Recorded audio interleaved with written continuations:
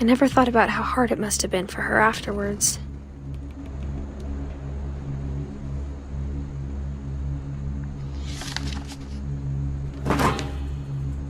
Of all the stories people wrote about Barbara's death, I'm surprised Edie saved this one.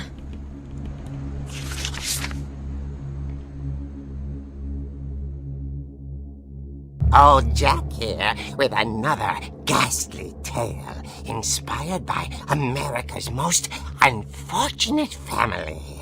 I'm calling it The Surprise Ending of Barbara Finch. As a child star, Barbara was famous for her scream. Now at 16, she was all washed up. A has-been.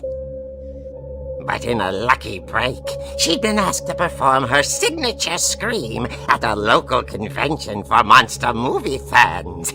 It was just the boost her career needed. Unfortunately, her scream hadn't aged well. Getting better. I think you just need the right motivation. Her biggest fan and current boyfriend, Rick, was about to demonstrate when... Now that was a great scream. It was Barbara's father, Sven. He'd slipped into a table saw and had to be rushed to the emergency room. So Barbara got stuck babysitting her youngest brother, Walter. Her convention comeback was cancelled. Okay, I'm hearing frustration, but I'm not hearing terror. What if I tried... A gang of hoodlums in Halloween masks have been terrorizing Orcas Island tonight. Police are urging residents to... That came from the basement. You're right! Also, I loved your delivery on that. Why is your basement door locked? Because my dad likes making puzzles and secret passages. There's a key hidden in the music box. The secret is to keep winding and winding until finally the key pops out. Thanks, babe. I'll be back in a sec. 20 minutes later, Rick hadn't returned.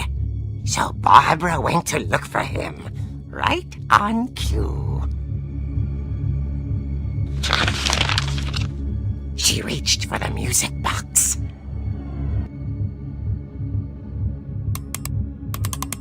And as she wound the key, she listened for Rick, but the house was silent.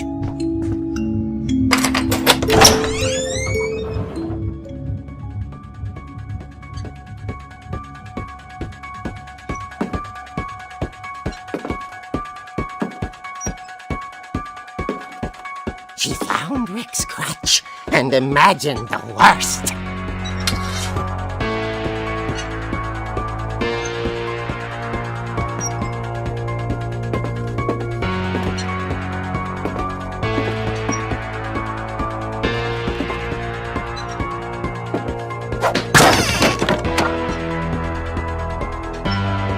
Leader is the infamous Hookman killer, Dr. Carl Hamill, who impaled and then ate his family 10 years ago tonight.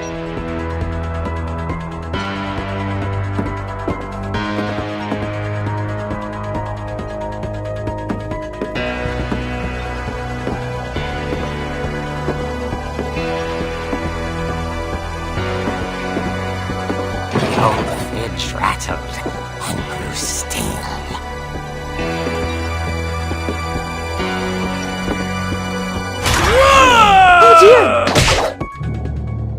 Oh! Rick? Barb, relax. I was just trying to scare you to help you find your scream. Well, I'm not scared, Rick. I'm furious. Then act furious. All I'm getting from you now is that you're hurt and confused and you're... She threw him out, but she kept a little something to remember him by. Barb, have you seen my other crutch? And she was still holding it when she fell asleep watching the late picture show. Hours later... Barbara! Walter, what's going on up there? Ah! Okay, I'm coming up. But if this is a trick, you're dead, Walter.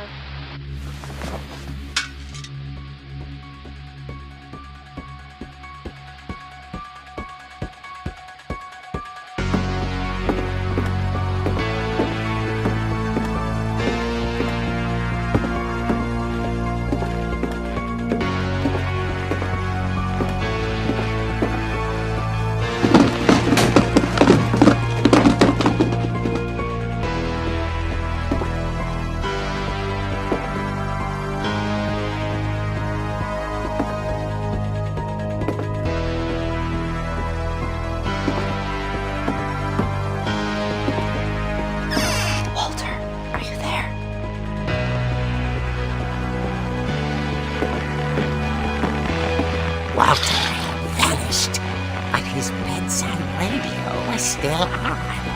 Orcas Island police describe the man as 6 feet tall, with a steel hook for a hand. Residents are urged to lock all doors and windows and notify the police of any suspicious activity. Barbara turned, saw the hook man, and was speechless. He was quite smashing. He was. He couldn't get enough of Barbara. Okay, Barbara, there's gotta be another way out of here.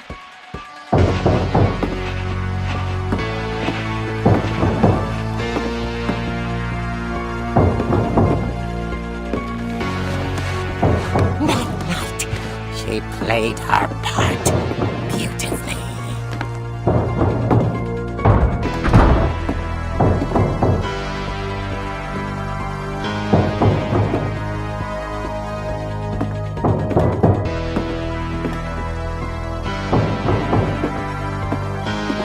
She thought about abandoning Walter, but just couldn't do it.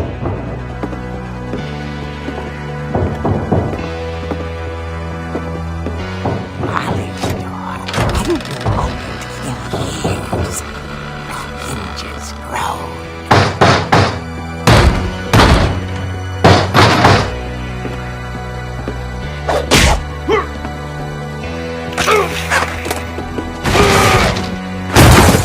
Wasn't moving, but she sensed the story might not be over yet.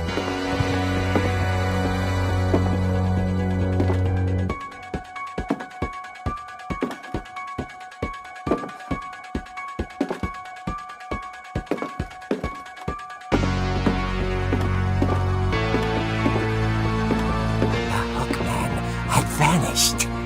She listened for his breathing, but all she heard was...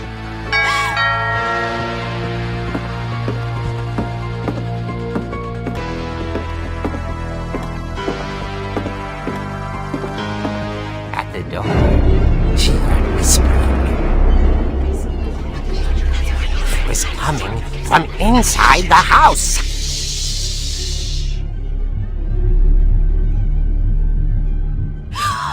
Oh dear. The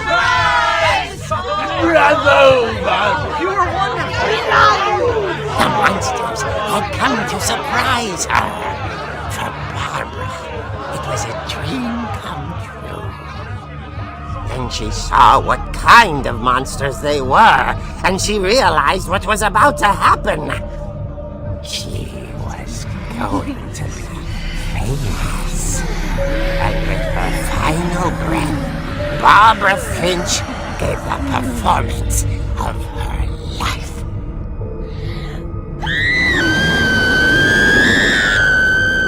I wasn't there myself, but I hear Barbara was magnificent.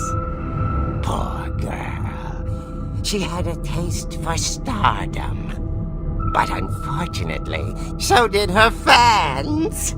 Of course, the police blamed it all on poor Rick, who disappeared the same night. And little Walter, hiding under his bed the whole time. He took it all pretty hard, but that's another story. As for Barbara, tucked inside the music box is all they ever found of her. ear. Now that's what I call a real eerie tale.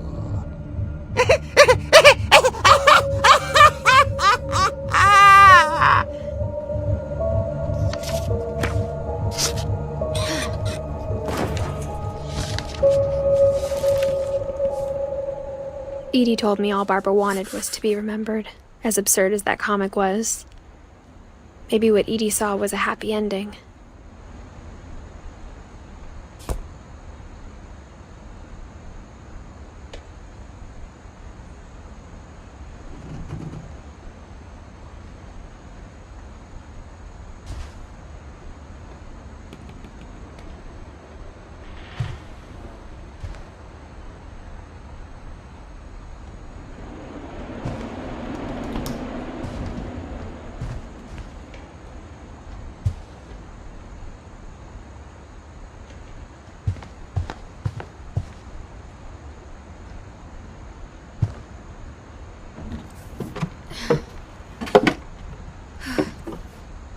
I guess now I know why Mom didn't like me playing with the music box.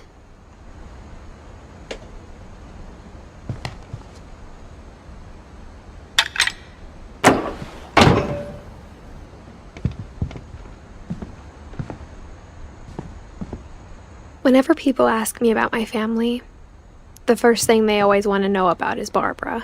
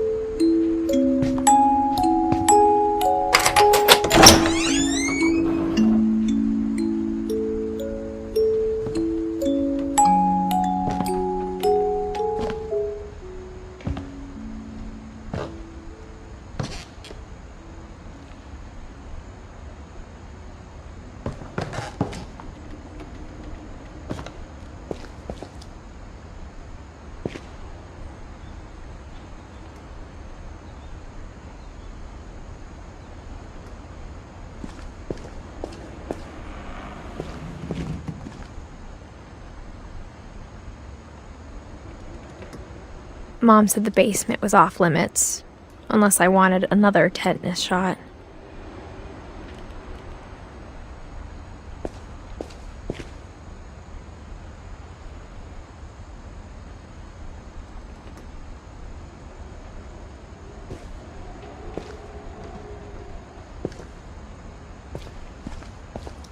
I saw Edie sneak down to the basement once, carrying packages.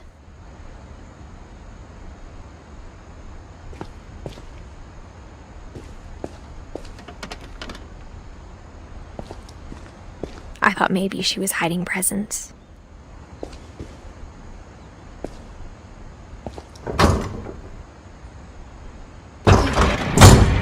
It turned out she was hiding a lot more than that.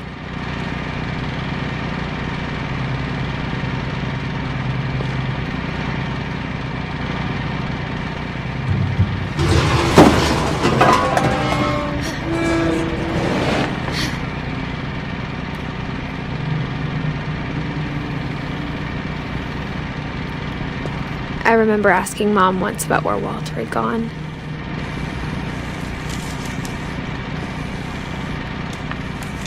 She said after Barbara died, he got as far away as he could.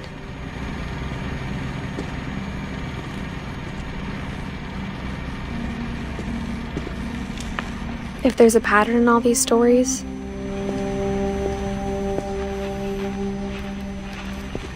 I think it's that none of us has gotten very far.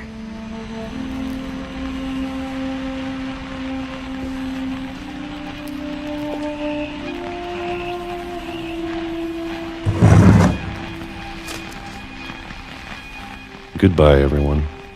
I can't believe I've been down here for 30 years. On that first day, after the shaking started, I didn't think I'd survive a week.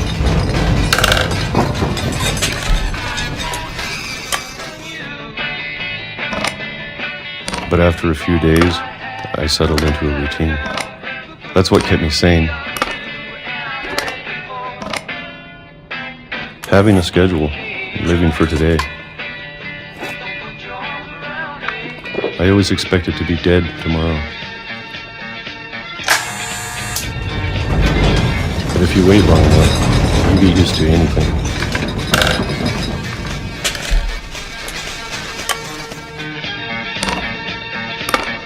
Even a monster on the other side of the door starts to feel normal.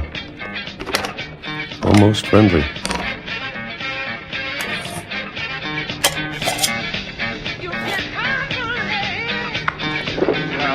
And then one day, everything just stopped. Whatever that thing was, it was gone. Maybe it got tired of waiting. Or maybe I just got tired of being afraid.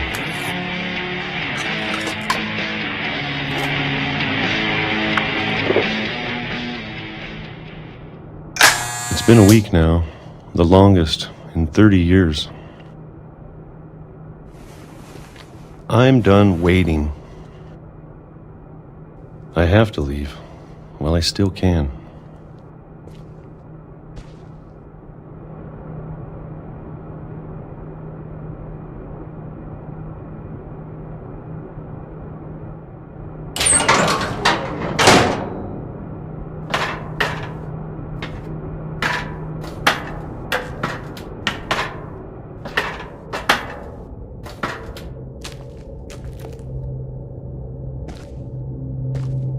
I know it's out there, somewhere. Whatever killed Barbara and Molly.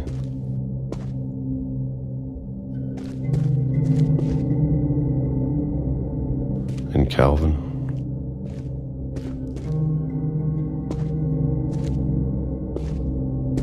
Maybe this is all a mistake. But I need to stop living the same day, even if it kills me.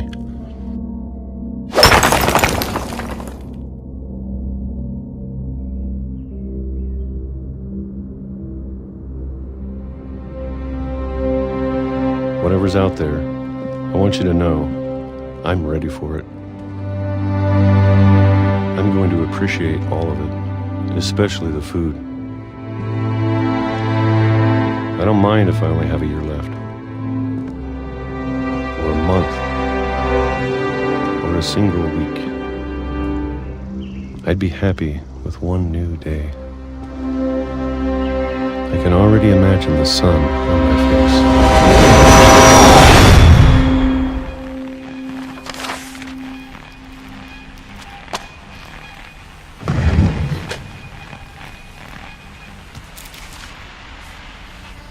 Walter died when I was 6. I can't believe my mom never told me he was down here.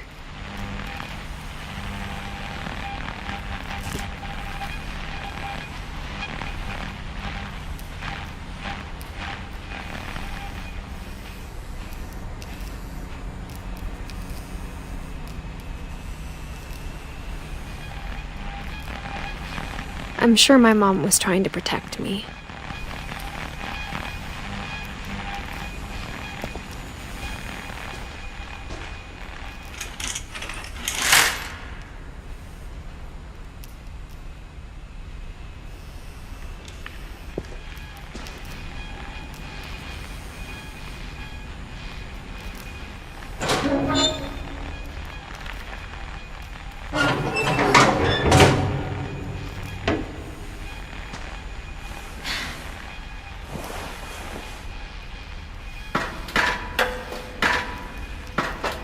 Maybe she was afraid I'd end up like Walter.